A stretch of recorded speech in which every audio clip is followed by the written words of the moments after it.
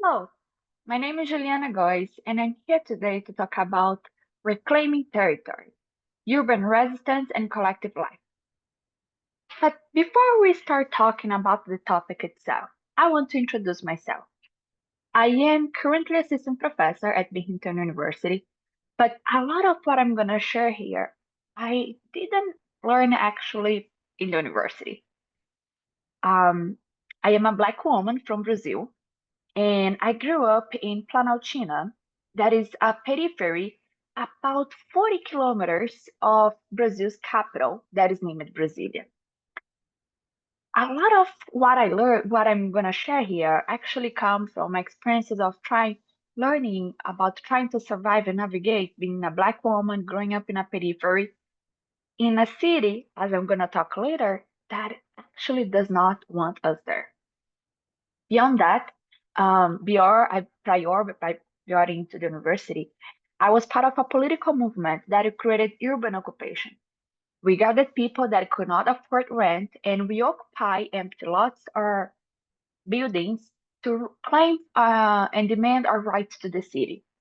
So this is where a large part of my political formation comes. And I'm here to share what I have learned based on exchanges with many movements, both in these spaces of trying to survive, organizing politically, and also with research. So let's start. Give me 1 second to share the slide.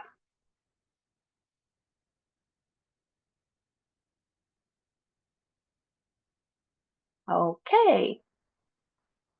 And another second to make the presentation start. As you can see, I'm not very tech savvy. So to begin, I brought for you two pieces of one, it's two is quotes. One, it's a quote from a book called Quarto de Despejo, written by Carolina Maria de Jesus, and another one is a music called A Carne by a singer called Elza Soares. The quote from the book says: Eu classifico São Paulo assim. O palácio é a sala de visita, a prefeitura é a sala de jantar e a cidade é o jardim. E a favela é o quintal onde jogam os lixos. In English, this would be something kind of like I classify São Paulo like this. The palace is the living room, the city hall is the dining room, and the city is the garden. And the favela is the backyard / junkie room where they throw the trash. Let's start there. Carolina Maria de Jesus, that you can see on the slides, on the black and white picture, she was a Black woman from São Paulo, that is a large city in Brazil. She was from the favelas. Favelas are poor community, majority Black, located usually at the margins of the city, kind of the ghettos, the bairros, the shanty towns, the slums. And she became really famous in, if I remember well, the 80s, because she wrote this book called Quarto de Despejo, that was a kind of a diary, and she described the favela as the junk room of the city.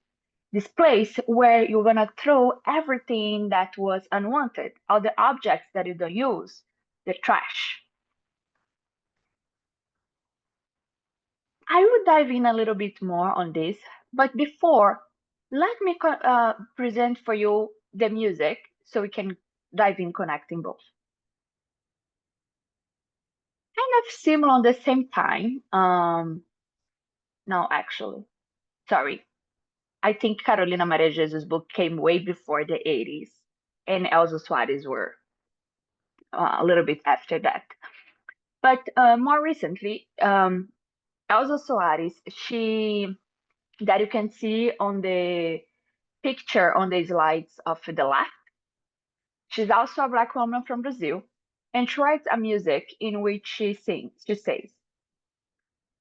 She sings a music in which she says, a carne mais barata do mercado é a carne negra, que vai de graça para o presídio e para debaixo do plástico. E vai de graça para o subemprego e para os hospitais psiquiátricos. A carne mais barata do mercado é a carne negra. could be translated something as the cheapest meat on the market is black flesh. This flesh goes for free to prisons and under the plastic bag, and goes for free to under unemployment and to psychiatric hospitals. The cheapest meat on the market is black flesh. So here, the references to plastic, to the plastic bag, Elsa Suarez is making reference to when somebody dies on the streets, and people put like usually cover the body with some kind of plastic.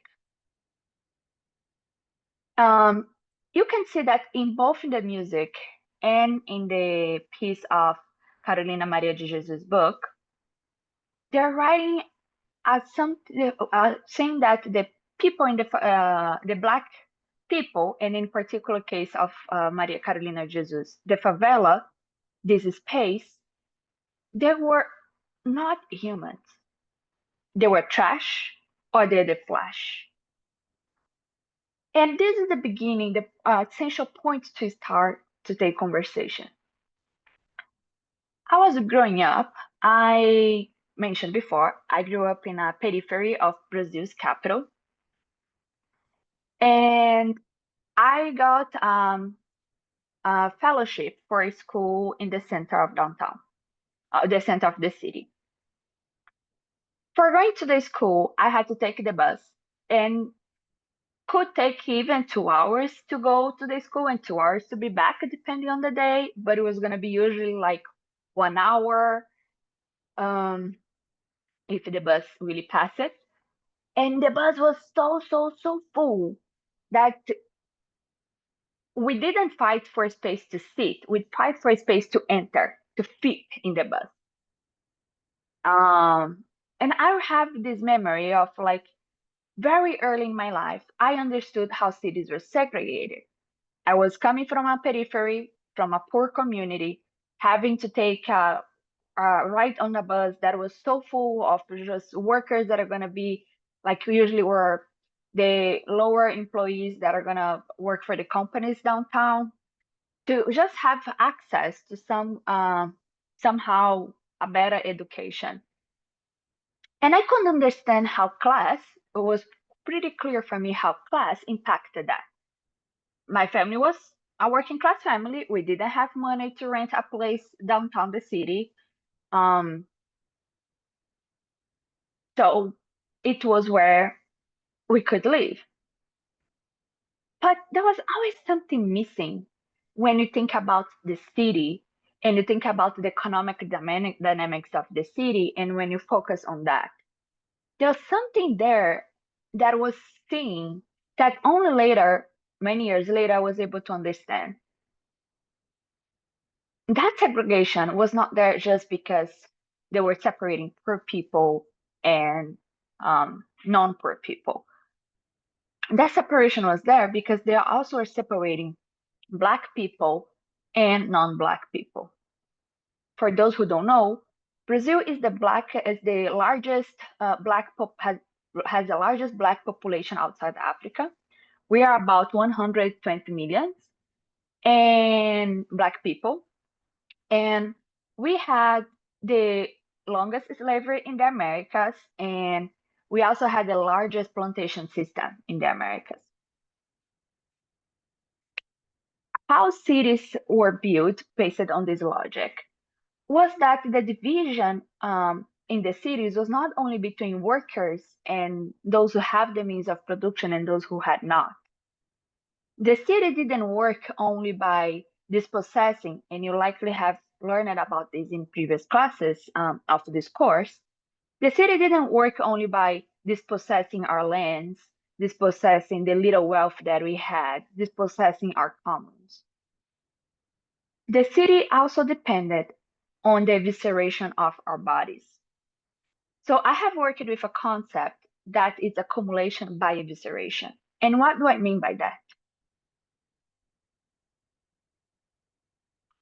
Slavery established the idea that certain people, certain bodies, they were not humans to be bodies.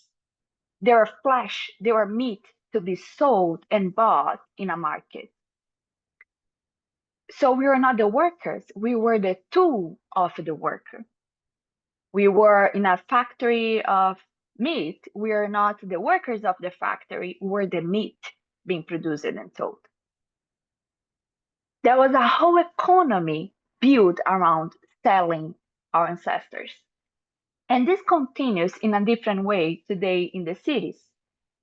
One example is given by Elsa Soares when she talks, for example, about the prisons. Brazil is also the third largest Black prison population in the world. And what we can see is that we have, it's a state, most of the prisons, they're public, the state built, but the whole economy that is connected, the construction of the prisons, the the state buying gun and security equipment to and employing carceral agents and organizing the police to be able to hunt people to put in these prisons. There's a whole economy that what people are selling, the service, the commodity that is being traded, it is the Black body. It is the body that you take it away. And the majority of the people in prison, they are from favelas. They take it away, our body, and they lock it up in a place farther away. Similar thing with the psychiatric hospitals. There was with when you talk about the war on drug, our lives were disposable.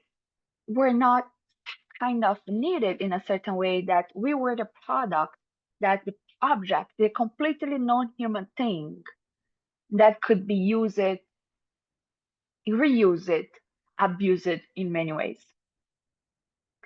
And how does that connect it to the city? As I started to learn that, I learned that when when we were trying to fight for the right to the city, we're not fighting solely for our rights to the territory. The territory was not something external to us. Our territory also related to our own body, to our spatial existence, to the possibility of us as human beings to occupy space, to have a body that is ours. So when we understood that, I started to engage with movements and to think with, in partnership and collaboration with a couple movements about what does that mean to reclaim territory? And we came to understanding that reclaiming territory is not just was for us was not just reclaiming the land or even the possibility for production, the control of this means of production was also claiming our possibility for life, our autonomy over our body, our humanity. And it's important to mention that favelas, like in peripheries, like in Brazil, like in other places, they're not exclusive Black. They have people from, they're majority Black, but they have people from other racial backgrounds too. However, if this person is in a Black territory, the whole system of public policies that goes for that territory, it is a system that is built on Black death. And it is going to affect these people. So for us, reclaiming territory was also to reclaiming our humanity. However, that was a problem. The idea we have learned with some scholars and activists such as Sylvia Winter that the idea of the human is actually based, the modern idea of the human, it's actually based on anti-Black death. Colonialism and slavery created a world in which human were those who are not the ape, those who are not, those who have evolved, those who are superiors in some ways. And the others were primitives. Us, we were the primitive, we were the back, we were those, the animalistic, those ones. How can we claim our humanity in a world built based on our death, built based on defining us as anti-humans? As I was growing and talking with other movements, we learned that this is not possible. Inclusion in this in this concept of humanity is not possible. So we started to say, okay, let's gather away of the system built. Let's reject the system built based on that. And let's think about self-determination and autonomy. In particular, let's think about aquilombar. Aquilombar is a word in Portuguese that means fazer quilombo, reunir quilombo. This can be translated as making a maroon community, gather in a maroon community. Maroon community, for those who don't know, are the communities usually is a term that used as a reference for the communities of enslaved people who went away and they created their own societies as a form of resistance to slavery.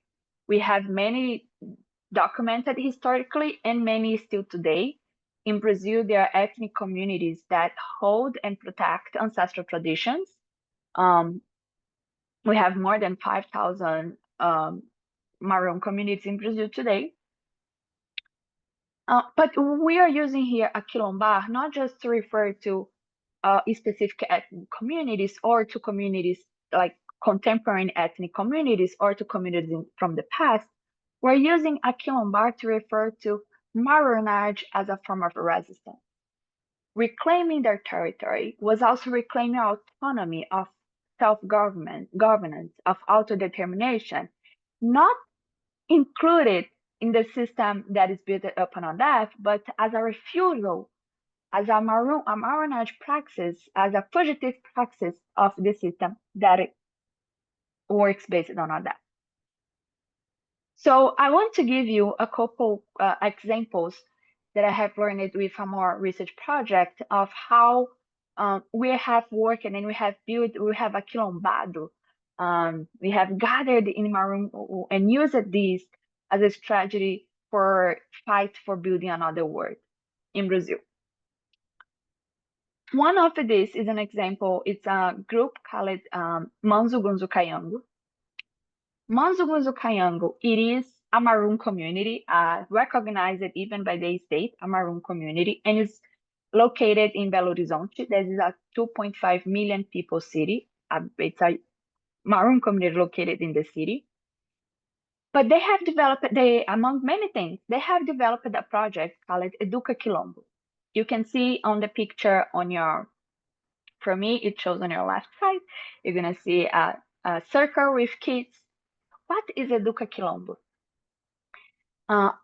In an attempt not only to recover our traditions, our ancestral traditions, so they could guide our experiences of resistance, but also as a form to to bring self-determination and self-governance by taking care of our process of education. They created Educa Quilombo to bring kids from schools, from the community. It's also, they have workshops that are open to people in which they teach people on what are the ancestral knowledges that they have guarded that we can learn, and how this can inform us as a form of life, economy, politics, and understanding of the world. By doing that, they are also creating a way of the community itself being autonomy over the education that it gives for our kids. You can see the Instagrams are in the slides if you want to get to know them. They are on Instagram. On my right side, you're gonna see a picture of people from Projeto Romper, also in the city that I was working. Projeto Romper is located in a favela. And different from Manzo Gunzo Kayango, Manzo has a territory that is in process of being demarcated. The favelas, they are not demarcated. They do not have rights to their own territory, neither anything. But during the pandemic, we noticed how important, how we can take the process of taking care of each other. We can create our own ways of self-governance and self-determination and autonomy. How can we create Maroon communities? How we can aquilombar in this process? the state abandoned the population, the Black and poor population during the pandemic, and I'm referring to the COVID-19 pandemic. But as you can see in the photo, people, for example, from Project Romper, they were able to gather to talk with people and get donations from food and distribute food for many, like I'm talking about hundreds, if not thousands, of people in the favela, and making sure this way that we were taking care of each other and creating a network of mutual support among the residents of the favela so they could survive. Also, another example, not this community, but other communities, they even came together to organize, to rent ambulances and to organize campaigns regarding the COVID, to make sure, like, taking care, make community kitchens to make sure that everybody was eating, make like gather information about people who are unemployed, how was the situation of people so they could each one help each other. And even though they do not have necessarily um, control over the territory, demarcated territory such as Manzugunzu Kayangu, they are creating a way to, they have produced a territorialized resistance to make sure not only that we can live, but also that we can live on our own terms. And finally, another example comes from the urban occupations, particularly from the Movimento de Luta nos Bairros, Vilas e Favelas. You have their Instagram also in the slide. As I mentioned in the beginning, urban occupations were gathering and you gather people that cannot afford rent and you occupy an empty building a lot. In the first photo, you have a daycare, Tia Carminha Daycare, that is built in an occupation called Eliana Silva. And this occupation has about 200 families. And occupying land like this in Brazil, it's illegal, like in many other countries. But people resist, and they are. Oh, it take a long time for we gather everybody and work process of like political formation with people and make sure that everybody's on the same page and enter the land with strategies put it in place to avoid displacement and mobilize and create campaigns so we can stop the governors and the mayors to displace the community until we finally be able to build our homes in the area. The occupation that has the daycare, if I remember well, has already 10 years. And everything was built by the community.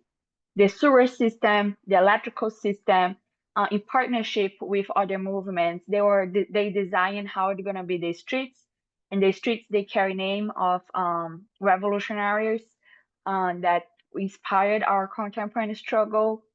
In the daycare, the communitarian daycare, based also on understanding that even the care of our children, how we think about employment and food, it's also built by the community.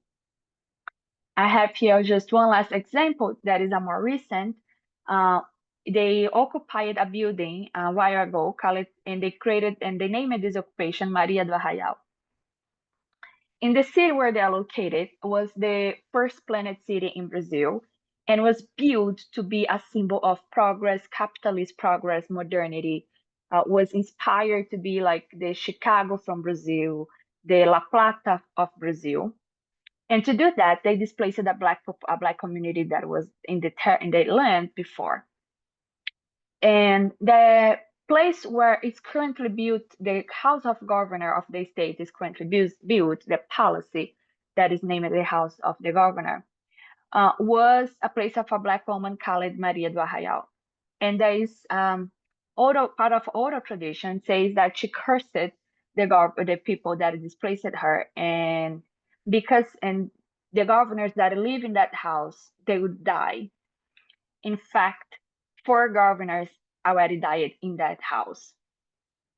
So part of this occupation was in downtown the city, exactly to claim not just the housing, the right to housing, but also right as our ancestrality and our rights as Black people, as people like Maria do Arraial, to occupy with also our bodies that space.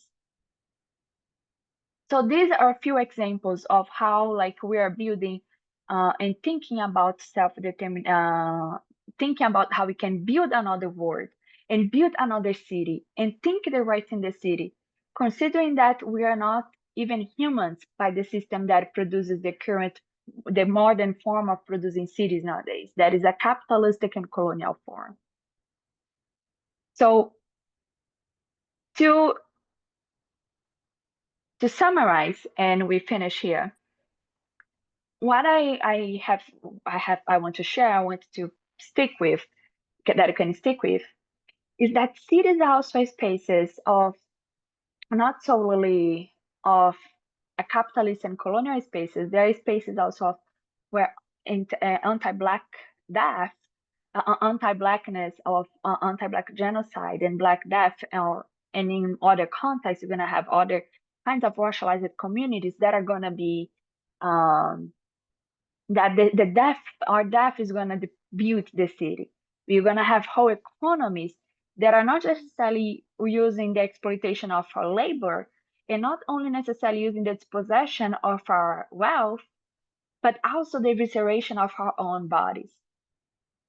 And because of that, we movements we have thinking about like how can we be alive, how we can build a world that is based on our life, on a possibility of life rather than on that. And to do that, we then need to think about the refusal of the the fugitive state, the refusal rather than the inclusion of in capitalism and colonial structures, even because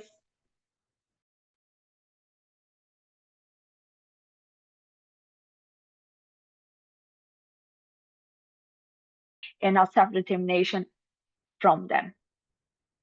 And actions that we're doing for reclaiming our territory, such as the occupation of land, but also reclaiming our bodies, reclaiming our lives with collective care, with things such as communitarian kitchens, food donation, communitarian child care. And these things as forms in which we're trying to organize life so we can survive collectively. And from these forms, it builds our self-determination. From this is what we are calling a Quilombo, Maronite as a resistance. So thank you so much. Feel free to email me if you have anything that you'd like to share. I'm happy to exchange more. Bye bye.